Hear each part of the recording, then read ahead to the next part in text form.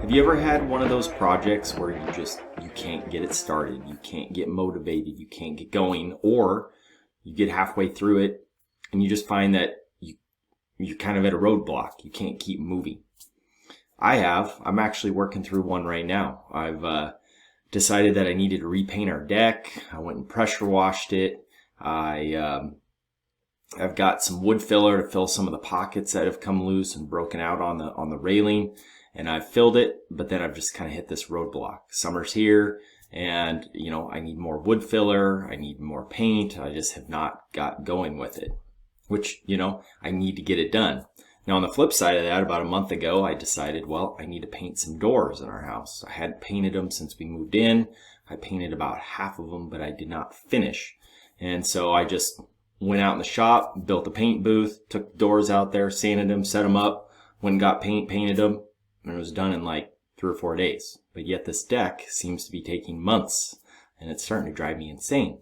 So if you're out there, if you've got this project and you're like, I don't know how to get started, I don't know where to go, I don't know how to get the motivation, or I'm kind of stuck in the middle, here's a few tips just to kind of keep you moving.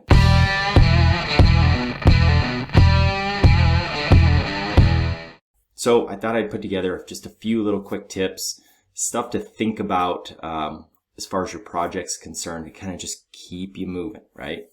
And so a few of those things to think about is a realistic schedule, right? Don't put too much on yourself. If summer's here and you're like, I don't want to work all summer, then set a schedule that you can handle. Whether or not that's a few hours every night after work, 1 hour, half an hour after work, maybe 1 day per weekend, something like that. And then try to stick with it. Try to set your schedule up so that you can actually obtain and follow that schedule. Because nothing is worse than saying, I'm going to work this day, and then you don't, and then it just kind of snowballs, right? And you're like, well, I don't want to work the next weekend either. It's going to be nice out. And so, try to keep that schedule. Try to find yourself a good schedule that you can work off of. A lot of times I'll try to spend maybe, even if it's just like a half an hour after work, kids have gone to bed, and I'm just like thinking in my head, okay, what do I need for materials? What do I got to do to keep this thing moving? Am I missing something? And then when I'm out and about, I can stop and grab it. Stop by the hardware store, grab some paint brushes, whatever it is that you're working on. Maybe I need to order some lumber, some drywall, whatever it is. So you keep that schedule moving, right? As long as you keep your materials coming. So that's the next big one, is keep your materials. I've had instances where we were finishing our basement, and I can't remember what it was. I think it was like self-leveler or something like that. I was putting some flooring down, and I needed some self-leveler. And, I asked my wife, will you go to the hardware store? So she goes and gets some, or goes and looks for it. And it's like, okay, so she got some, but maybe it wasn't the right kind. So then I got to go to the store.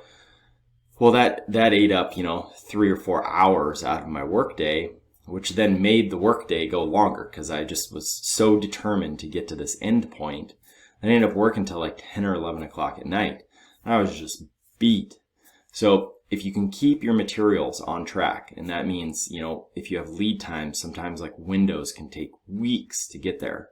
The lumber packages, right? You can go figure out all the lumber that you need, at least the bulk of it, and go have it ordered, have it set to deliver, and like, hey, when I get that lumber, I'm good to go. I'm ready to go. Like this room right here, we built this room so I could do some of my blog videos and be able to kind of help you guys out there keep your projects moving. And same thing, right? It's like, okay, one day I gotta start framing this thing. I gotta get started on it. And so I was like trying to figure out, okay, what do I need for drywall? What do I need for OSB? What do I need for lumber? Put it all into one lumber package, had it delivered, and then it was go time, right? It was on me to keep it going. I had all the materials I needed to get it going. So keep your materials.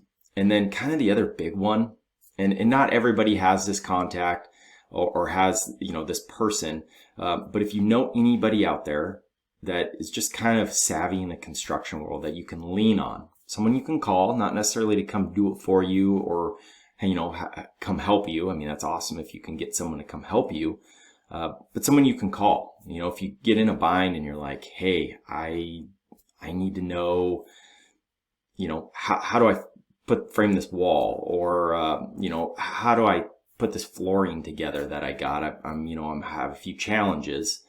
Who is that person that you can call? And it doesn't have to be someone you know. I mean, maybe it's during the week and it's your inspector. You can give your inspector a call if you guys, whatever project you're doing, you got a permit for, or a plans examiner, or a friend or a relative.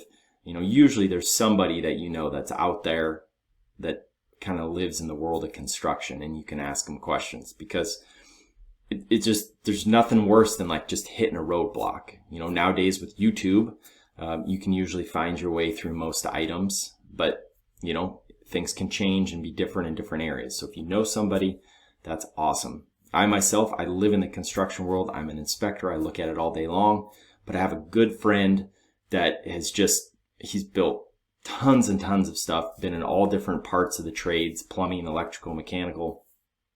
I can call him for just about anything. And so I have him to lean on, and it is awesome, because sometimes I just need that little extra help. And so if you're out there, if you're just stuck on your project, you know, let's kickstart it, right? Get those materials ordered. Think about, okay, what can I do? What can I handle for my schedule? And make that phone call. You know, if you've got something that's holding you up, make that phone call and keep yourself going. Now, I also have a building schedule that I used to build houses. So it's an actual building schedule that's built in Excel. And it is on my blog page at the top. You can throw in an email and then snag yourself a free schedule. And it's a working schedule, so you can go in there and you can say, I work weekends, I work, you know, I'm going to work weekdays in the afternoons, or I'm going to work 7 days a week on my project. It kind of line items out, you know, when you might call for inspections, if you got a permit, just things to think about when I shorter materials. And it was actually used to build houses. I used it myself. So I'm going to just show you a quick shot of it. And obviously, you know, no worries if you guys are moving, but it's there if you need it. Maybe it'll help kickstart your project and keep you moving. So here's kind of a quick shot of what it looks like.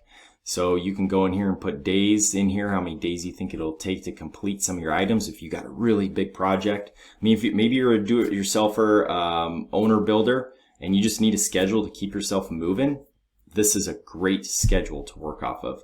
You can start to schedule out your subcontractors. You can schedule your inspections and keep your materials ordered and keep them moving. I used it when I built my house, and then obviously I built it when I worked for a home builder, and we built townhouses out of it. We built tons of houses.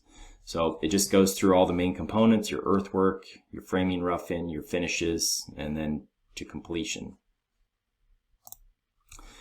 So if you're out there, I hope you can get your project going. I hope you keep it moving. I hope you're not stuck somewhere and you're not able to kind of get over that hump.